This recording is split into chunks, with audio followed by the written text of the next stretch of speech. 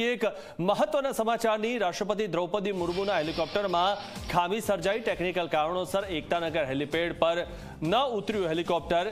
વડોદરા એરપોર્ટથી હેલિકોપ્ટરમાં બેસીને એકતાનગર પહોંચ્યા હતા રાષ્ટ્રપતિ, ત્યારે હેલિકોપ્ટર લેન્ડ ન થતા ફરીથી વડોદરા એરપોર્ટ તેમને પાછા ફરવું પડ્યું।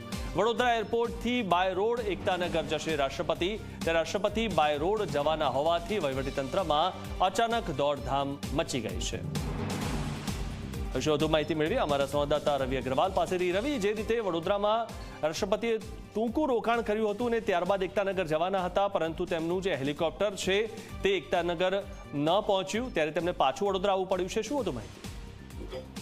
બિલકુલ, જે રીતના રાષ્ટ્રપતિ ગુજરાતના 4 દિવસના પ્રવાસ માટે આવ્યા છે દ્રૌપદી મુર્મુજી, ત્યારે તેઓ જ્યારે વડોદરા એરપોર્ટ પર તેમનું જે પ્લેન લેન્ડ થયું ત્યાર પછી તેઓ હેલિકોપ્ટરના મારફતે એકતાનગર હેલિપેડ ખાતે પહોંચ્યા હતા, પરંતુ ત્યાં ટેકનિકલ કારણોસર તેમનું હેલિકોપ્ટર ઉતરી ન શક્યું, જેના કારણે રાષ્ટ્રપતિ દ્રૌપદી મુર્મુને પરત વડોદરા એરપોર્ટ પર ફરવું પડ્યું હતું અને ત્યાર પછી by road Ektanagar Statue of Unity જવા માટે નક્કી કરવામાં આવ્યું, જેના કારણે પોલીસ તંત્ર અને વહીવટી તંત્રમાં દોડધામ મચી જવા પામી હતી।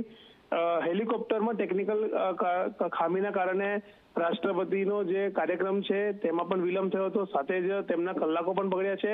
ક્યાંક ને ક્યાંક એવું માનવામાં આવી રહ્યું છે કે એકતાનગર સ્ટેચ્યુ ઓફ યુનિટી ખાતે જે હેલિપેડ બનાવવામાં આવ્યું હતું તેમાં ક્યાંક ને ક્યાંક કઈ ખામી હોવાના કારણે રાષ્ટ્રપતિનું હેલિકોપ્ટર ત્યાં ઉતરી ન શક્યું અને તેને લઈને જ જે નર્મદા વહીવટી તંત્ર છે તેના ઉપર પણ સવાલો ઉઠી રહ્યા છે કે રાષ્ટ્રપતિને પોતાના કાર્યક્રમમાં વિલંબ કરવો પડ્યો છે, તેમનો પ્રવાસને અસર થઈ છે।